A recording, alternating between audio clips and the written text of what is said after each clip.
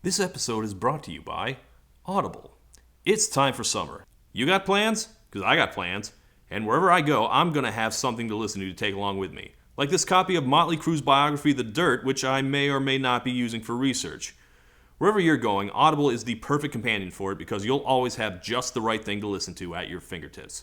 Discover your next podcast obsession. Check that audiobook off your bucket list, or get lost in a world of original content from celebrity creators, best-selling authors, and leading experts. The kind of stuff you can't hear anywhere else. Stream all you want, as much as you want.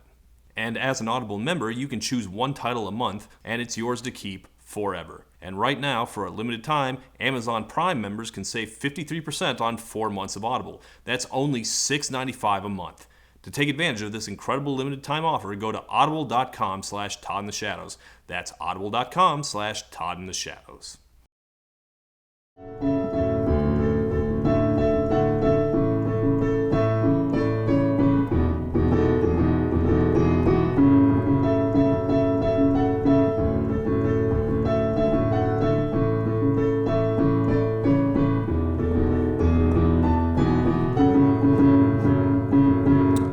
Welcome back to One Hit Wonderland, where we take a look at bands and artists known for only one song. And guess what?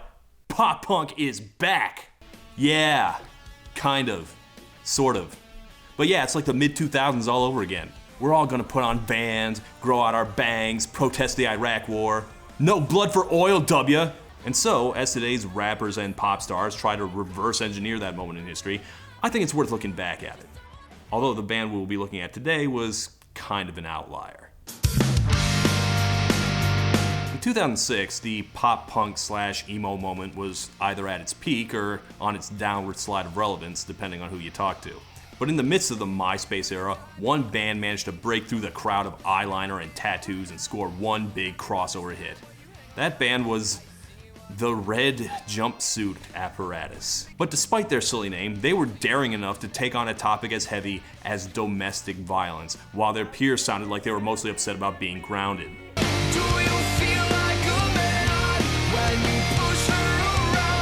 Yes, their one hit, Face Down, was no whiny high school breakup song. No, it seethed with rage. And despite its dark subject matter, it propelled its way almost into the top 20, which was a big deal for a song in this genre.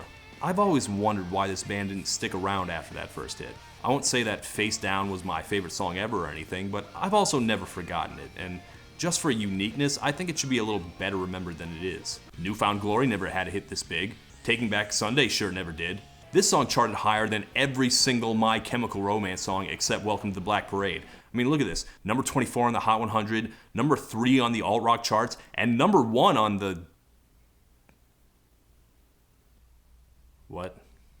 Okay, none of these links on Wikipedia work. I think that's made up. That can't be right. It's number 3 on the Christian rock charts. Basically, like the only thing that we care about anymore. And, Huh. Okay, this episode is going to be very different than I thought it would be. Well, you know what? I never would have guessed, but there are definitely worse ways to channel your love of God than being righteous against the injustices of the world. So yeah, let's see who this Red Jumpsuit Apparatus were. You know, that explains why I saw so many people wearing their t-shirts when I was living in the Bible Belt. Still will never understand why you hang around. I see what's going down.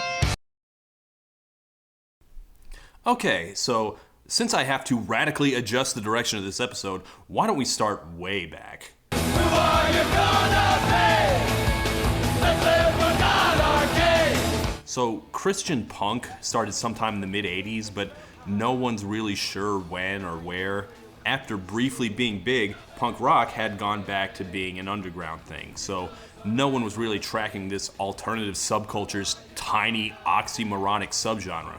Because, you know, what even is this? There was spiritualism to the hippies, and even to metal and rap, so Christian versions of those don't seem that crazy. But punk rock was always about subversion.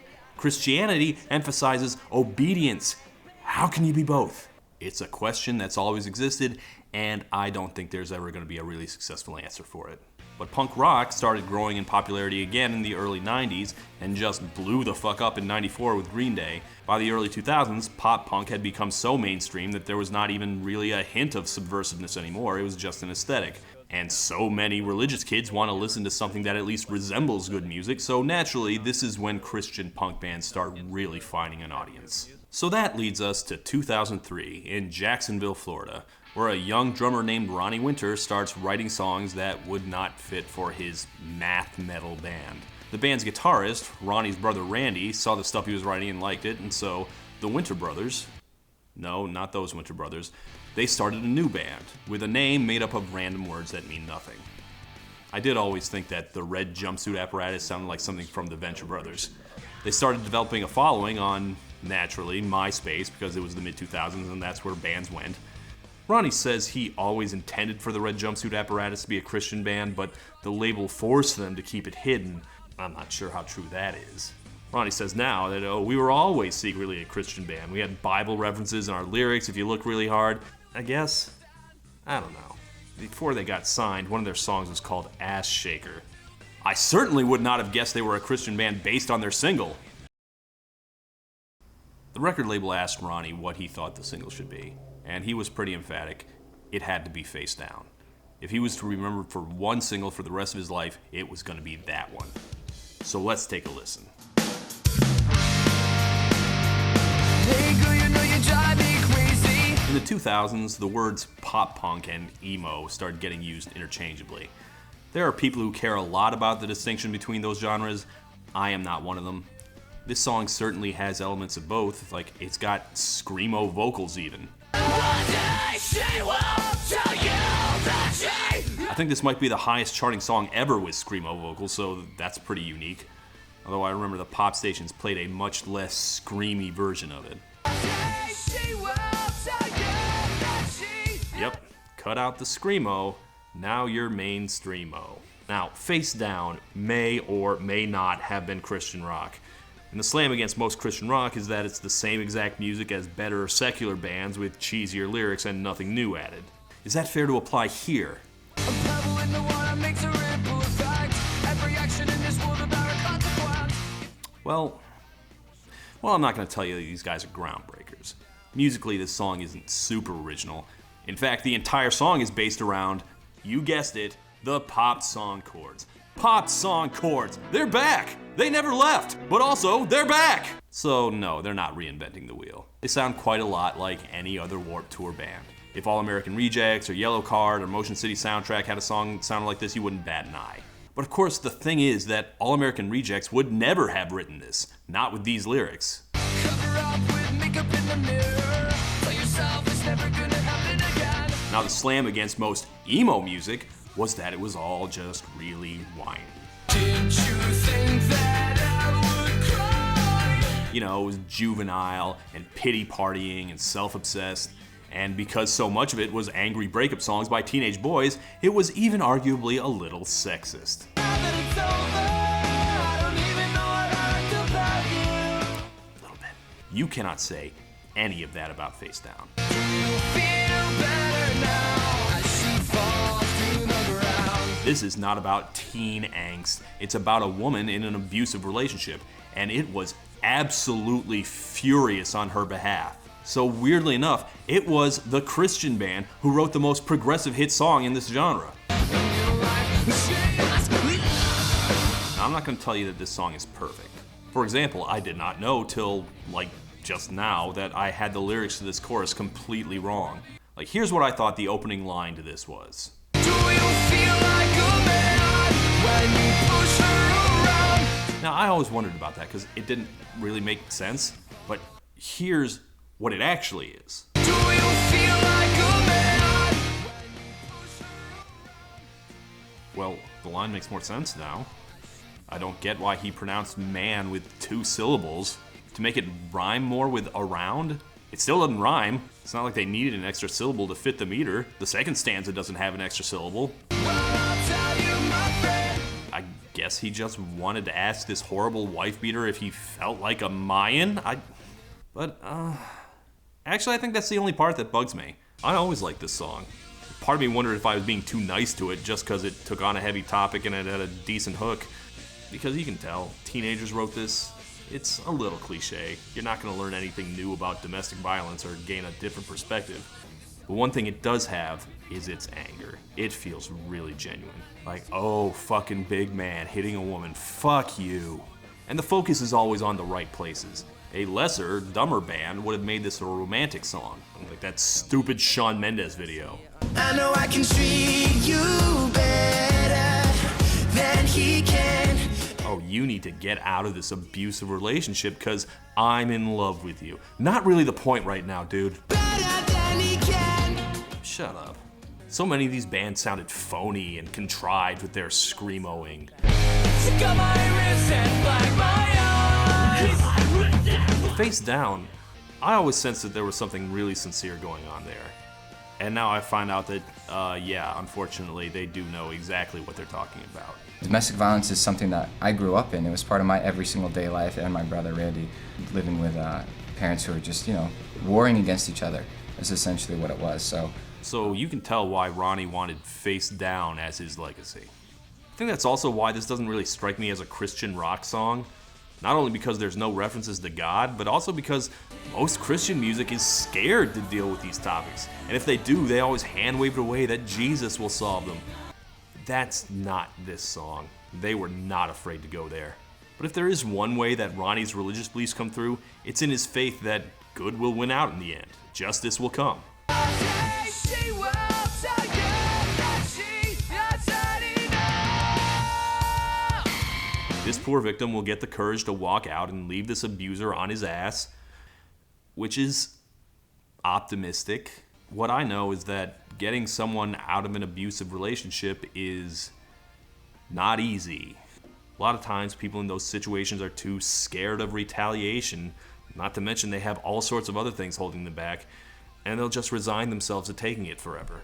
But Ronnie says he's gotten hundreds of letters from people who were inspired by the song, who found the strength to leave bad situations because of it. Winter even did PSAs about it. If you know someone who's been abused, you can have them contact the National Coalition Against Domestic Violence. I got nothing bad to say about that. And I easily could, it's another 4-chord, whiny-voiced emo song by a freaking Christian band. But yeah, I'm gonna stand up for it. I don't think this is a great song, but it is a good song. And in a genre where sheltered crybabies like Simple Fucking Plan were one of the biggest names, yeah, I think Face Down is worth defending. This is a band that deepened pop punk, but they never got any credit for it.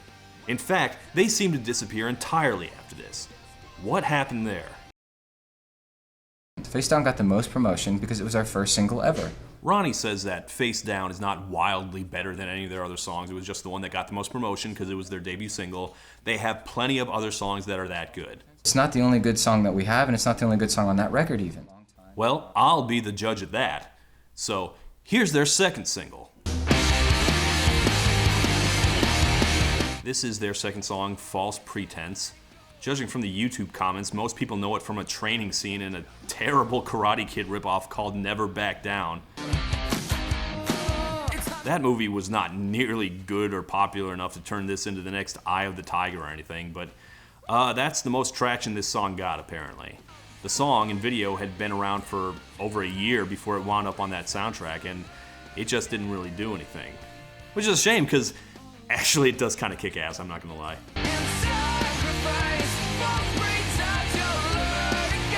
Oh, and don't worry about that spare sacrifice in there. This is also not a religious song. It's about a backstabbing fake friend. It's probably also about his parents.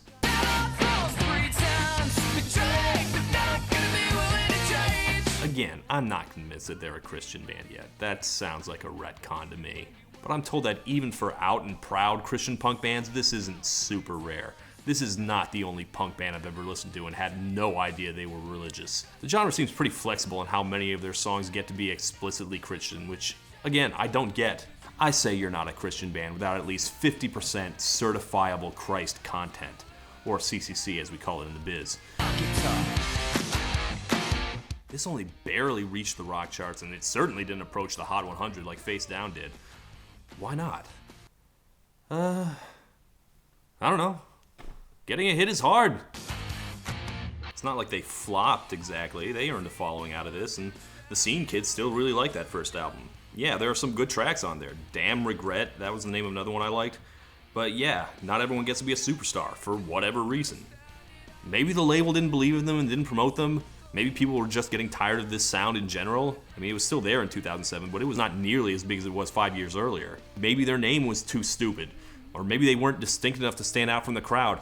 Or maybe the red jumpsuit apparatus just never really fit into the scene to begin with. They don't really look the part. They had no interest in dressing up their image. Maybe the Hot Topic crowd looked at Ronnie's curious Leonard Skinner haircut and lack of eyeliner and suspect he wasn't really one of them. Or maybe they smelled the Jesus all over this band.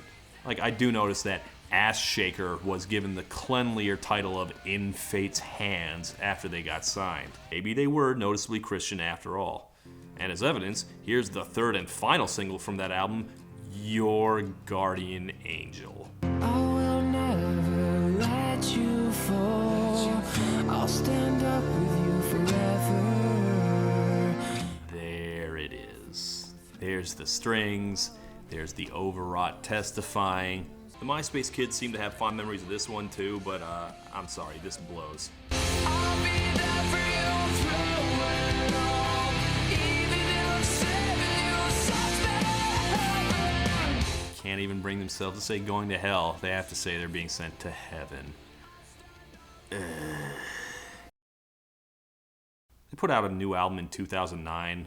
By this point, pop punk and really all rock music was dropping quickly, so unless you were a super sellout band like Boys Like Girls or something, you didn't really stand a chance at crossing over. But anyway, here's the first single off that album, You Better Pray. Boy, you better pray. Oh, I better, huh? Yeah, here we go again with the preaching. We'll seek you around. Okay, so it's You Better Pray that we don't find you and kick your ass, is what they mean. Okay, see, my fear with Christian rock is that you'll get drawn in and you'll get tricked into hearing a sermon. Boy, you better pray. I think it's kind of the reverse in this case. This is like they're trying to trick Christian kids into listening to normal music. See, what is this? If this is Christian music, give me that old-time religion. Yeah, I still don't think they're a Christian punk band at that point. Or a punk band at all anymore. I mean, what's going on here? Didn't this used to be an emo band? Yeah, fans did not take to this mainstream Shinedown/Nickelback thing they were doing.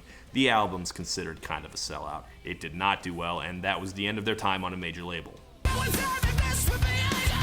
they've been self-releasing their music these past 10 years, and they seem to be doing pretty well. And once they no longer had a label breathing down their necks, they were pretty done being coy about who they are. Look at the titles on this third album. Salvation, Angel in Disguise, Don't Lose Hope, Fall from Grace.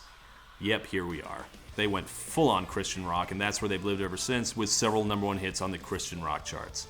If one were cynical, you could say they wound up there because they couldn't hack it in the secular market, but I don't know that. All I know is they started writing songs with names like Jesus Is My Rock Star. They do still mix in some secular themed songs too, but this is still very much not my shit, so I will be checking out of this conversation. But in case like you were scared they'd become like a Kirk Cameron or something, no, they've stayed pretty progressive. They wrote a pro-LGBT song recently about how the church needs to cut it out with the anti-gay stuff already, so, you know, heart's in the right place.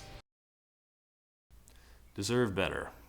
Well, morally, they're in good with Jesus at the very least, but musically, well, the first album's pretty solid, so yeah, I guess they deserved a little better. They seem like pretty talented, creative guys, but I'm not really into the screamier post-hardcore stuff to begin with. Certainly not Christian post-hardcore, so I'm not really one to judge that. Judge not, lest he be judged. Let's say that stuff is exactly as successful as it could probably ever be. Meanwhile, Face Down remains one of the more unique entries in the genre. And they're all about being uplifting now, but this song probably did more good than 100 more explicit uplifting songs. So yeah, remember, there's always a way out. And Christian rock on, I guess.